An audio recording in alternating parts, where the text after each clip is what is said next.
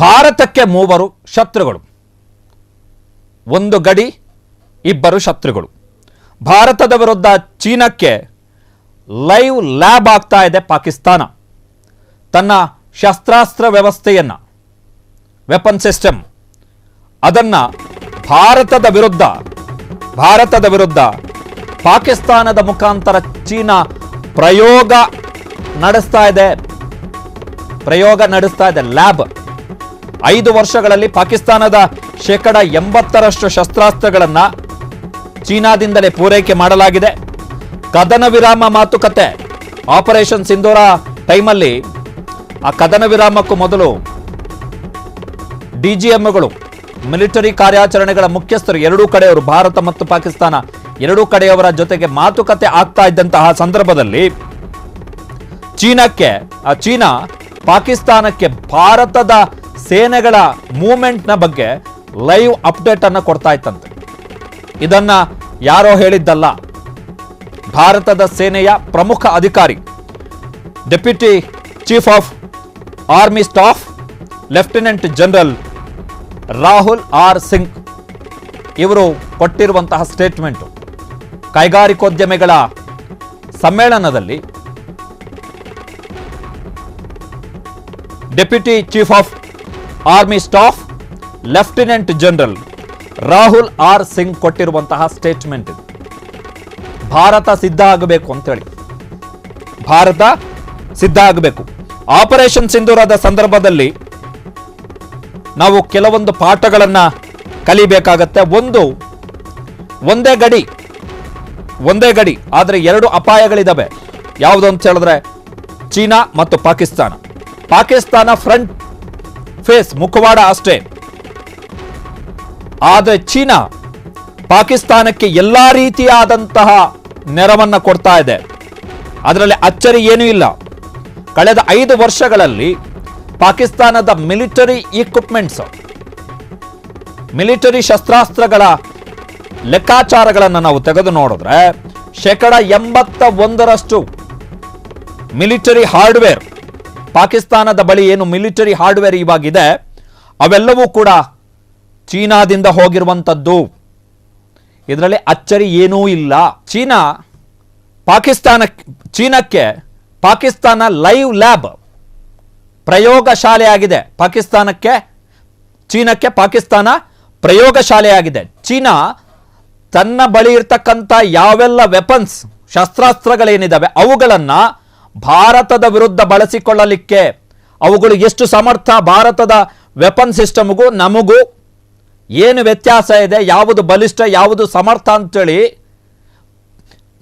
China test ಮಾಡಲಿಕ್ಕೆ ಬಳಸ್ಕೊತಾ ಇರುವಂಥದ್ದು ಪಾಕಿಸ್ತಾನವನ್ನು. ಸೊ ಈ ಬಾರಿ ಆಪರೇಷನ್ ಸಿಂಧೂರದ ಸಂದರ್ಭದಲ್ಲೂ ಕೂಡ ಚೀನಾ ಆ ಕೆಲಸವನ್ನು ಮಾಡ್ತು. ಜೊತೆಗೆ ಟರ್ಕಿ, ಮತ್ತೊಂದು ರಾಷ್ಟ್ರ, ಟರ್ಕಿ ಕೂಡ ಎಲ್ಲ ರೀತಿಯಾದಂತಹ ನೆರವನ್ನು ಪಾಕಿಸ್ತಾನಕ್ಕೆ ಕೊಡ್ತು.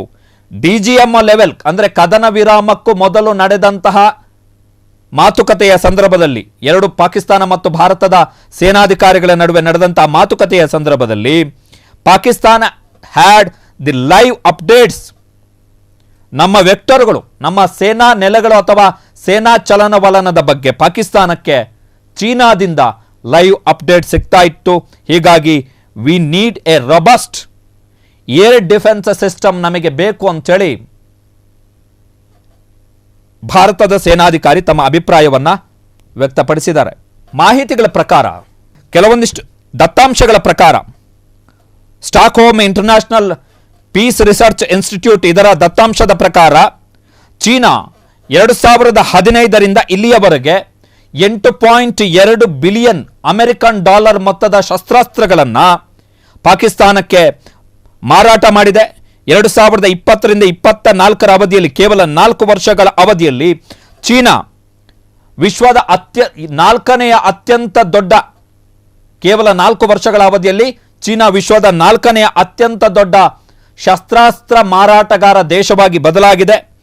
ಆ ಚೀನಾದ ಶಸ್ತ್ರಾಸ್ತ್ರಗಳಲ್ಲಿ 63% 2/3 ಭಾಗದಷ್ಟು ಶಸ್ತ್ರಾಸ್ತ್ರಗಳನ್ನು ಖರೀದಿ ಮಾಡ್ತಾ ಇರುವಂಥದ್ದೇ ಪಾಕಿಸ್ತಾನವೇ ಖರೀದಿ ಮಾಡ್ತಾ ಇದೆ.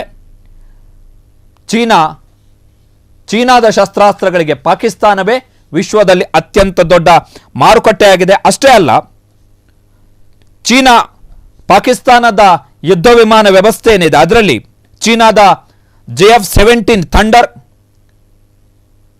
ಈ ಯುದ್ಧ ವಿಮಾನವನ್ನು ಪಾಕಿಸ್ತಾನ ಮತ್ತು ಚೀನಾ ಎರಡು ರಾಷ್ಟ್ರಗಳು ಜೊತೆಗೂಡಿ ನಿರ್ಮಾಣವನ್ನು ಮಾಡ್ತಾ ಇದೆ. ಅದ್ರ ಜೊತೆಗೆ J-10C ಬಹು ಉದ್ದೇಶಿತ ಯುದ್ಧ ವಿಮಾನಗಳು, ಇವುಗಳನ್ನು ಕೂಡ ಜಂಟಿಯಾಗಿ ಉತ್ಪಾದನೆ ಮಾಡಲಾಗ್ತಾ ಇದೆ. ಪಾಕಿಸ್ತಾನ ಚೀನಾದ ಶೆನ್ಯಾಂಗ್ J-35 5ನೇ ತಲೆಮಾರಿನ ಸ್ಟೀಲ್ತ್ ಫೈಟರ್ ಜೆಟ್ಗಳು, ಅಂದರೆ ಯುದ್ಧ ವಿಮಾನಗಳು, ಸ್ಟೀಲ್ತ್, ಅದು ಕೂಡ ಸ್ಟೀಲ್ತ್ ಯುದ್ಧ ವಿಮಾನಗಳನ್ನು, ಒಟ್ಟು 40 ಯುದ್ಧ ವಿಮಾನಗಳನ್ನು ಅತಿ ಶೀಘ್ರದಲ್ಲೇ ಪಾಕಿಸ್ತಾನ ತನ್ನ ವಾಯುಸೇನೆಗೆ ಸೇರ್ಪಡೆ ಮಾಡಿಕೊಳ್ಳಲಿಕ್ಕೆ ನಿರ್ಧಾರವನ್ನು ತೆಗೆದುಕೊಂಡಿದೆ. ಸೊ ಚೀನಾ ಮತ್ತು ಪಾಕಿಸ್ತಾನದ ನಡುವಿನ ಈ ಮಿಲಿಟರಿ ವ್ಯವಹಾರ ಭಾರತದ ಮಟ್ಟಿಗೆ ಅತ್ಯಂತ ಅಪಾಯಕಾರಿ ಬೆಳವಣಿಗೆ ಎನ್ನುವಂಥ ಅಂಶವನ್ನು ಸ್ವತಃ ಸೇನಾಧಿಕಾರಿಗಳೇ ಸ್ಪಷ್ಟಪಡಿಸಿದ್ದಾರೆ. ಅದ್ರ ಜೊತೆಗೆ ಅಮೆರಿಕದ ಡಿಫೆನ್ಸ್ ಇಂಟೆಲಿಜೆನ್ಸ್ ಏಜೆನ್ಸಿ, ರಕ್ಷಣಾ ಗುಪ್ತಚರ ಸಂಸ್ಥೆ, ಇದರ ಮಾಹಿತಿಗಳ ಪ್ರಕಾರ ನಮಗೆ ನಿಜವಾದ ಅಪಾಯ ಇರುವಂಥದ್ದು ಪಾಕಿಸ್ತಾನದಿಂದ ಅಲ್ಲ, ಬದಲಿಗೆ ಚೀನಾದಿಂದ. ಕಾರಣ ಆ ರಿಪೋರ್ಟ್ನಲ್ಲಿ ಹೇಳ್ತಾರೆ ಅವರು, ನಮ್ಮ ಪ್ರಮುಖ ನಮಗೆ ಅಪಾಯ ಇರುವಂಥದ್ದು ಚೀನಾದಿಂದ. ಪಾಕಿಸ್ತಾನವನ್ನು ಬೇಕಾದರೆ ಭಾರತ ಮ್ಯಾನೇಜ್ ಮಾಡ್ಬೋದು, ಬಟ್ ಚೀನಾ ನಮ್ಮ ದೊಡ್ಡ ಅಪಾಯ, ಭಾರತದ ದೊಡ್ಡ ಅಪಾಯಕಾರಿ ರಾಷ್ಟ್ರ ಯಾವುದು ಅಂತ ಹೇಳಿದ್ರೆ ಚೀನಾ ಅಂತ ಹೇಳ್ತಾರೆ. ಬಿಕಾಸ್ ಪಂಪ್ ಮಾಡ್ತಾ ಇದ್ದಾರೆ. ಈಗ ಆಪರೇಷನ್ ಸಿಂಧೂರದ ವೇಳೆ ನಡೆದಂತಹ ಪಾಕಿಸ್ತಾನದಿಂದ ನಡೆದಂತಹ ದಾಳಿ, ಅದಕ್ಕೆ ಬಳಸಿಕೊಂಡಿದ್ದು ಕೂಡ ಚೀನಾ ನಿರ್ಮಿತ ಯುದ್ಧ ವಿಮಾನಗಳು, ಟರ್ಕಿ ನಿರ್ಮಿತ ಡ್ರೋನ್ಗಳನ್ನು. ಸೊ ಪರಿಸ್ಥಿತಿಗಳು ಹೇಗೆ ಬದಲಾಗ್ತಿದೆ ಅಂಥೇಳಿ ಇದನ್ನು ಯಾರೋ ಹೇಳಿದರೆ ಇದು ರಾಜಕೀಯ ಹೇಳಿಕೆ, ಚೀನಾದ ಫೇವರ್ ಆಗಿ ಮಾತಾಡ್ತಾ ಇದ್ದಾರೆ ಅಥವಾ ಪಾಕಿಸ್ತಾನದ ಫೇವರ್ ಆಗಿ ಮಾತಾಡ್ತಿದ್ದಾರೆ ಅಂತ ಹೇಳ್ಬೋದು. ಬಟ್ ಇದನ್ನು ಹೇಳ್ತಾ ಇರುವಂಥದ್ದು ಯಾರು ಅಂತ ಹೇಳಿದ್ರೆ ಭಾರತದ ಅತ್ಯಂತ ಪ್ರಮುಖ ಸೇನಾಧಿಕಾರಿ ಒಬ್ಬರು. ಸೊ ಹೇಗೆ ಜಿಯೋಪೊಲಿಟಿಕಲಿ ಹೇಗೆಲ್ಲ ಸಿನಾರಿಯೋಗಳು ಬದಲಾಗ್ತಾ ಇರ್ತವೆ ಅಂಥೇಳಿ ಅವರು ಹೇಳಿದ್ದಾರೆ ಸೇನಾಧಿಕಾರಿಗಳು. We need a robust air defence system, ನಮಗೆ ತುರ್ತಾಗಿ ಬೇಕಿದೆ ಭಾರತಕ್ಕೆ ಅತ್ಯಂತ ಬಲಿಷ್ಠವಾದಂತಹ ವಾಯು ರಕ್ಷಣಾ ವ್ಯವಸ್ಥೆ, ಏರ್ ಡಿಫೆನ್ಸ್ ಸಿಸ್ಟಮ್ ಒಂದು ನಮಗೆ ಬೇಕಿದೆ ಎನ್ನುವಂಥ ಅಂಶವನ್ನು ಕೂಡ lieutenant general Rao R Singh ಅವರು ಹೇಳಿದ್ದಾರೆ. ಕ್ಷಣ ಕ್ಷಣದ ಸುದ್ದಿಗಳಿಗಾಗಿ ಫ್ರೀಡಂ ಟಿವಿ ಸಬ್ಸ್ಕ್ರೈಬ್ ಮಾಡಿ, ಲೈಕ್ ಮಾಡಿ ಹಾಗೂ ಫಾಲೋ ಮಾಡಿ. ಹೊಸ ಸುದ್ದಿಗಳ ನೋಟಿಫಿಕೇಶನ್ಗಾಗಿ ಬೆಲ್ ಐಕಾನ್ ಮೇಲೆ ಕ್ಲಿಕ್ ಮಾಡಿ.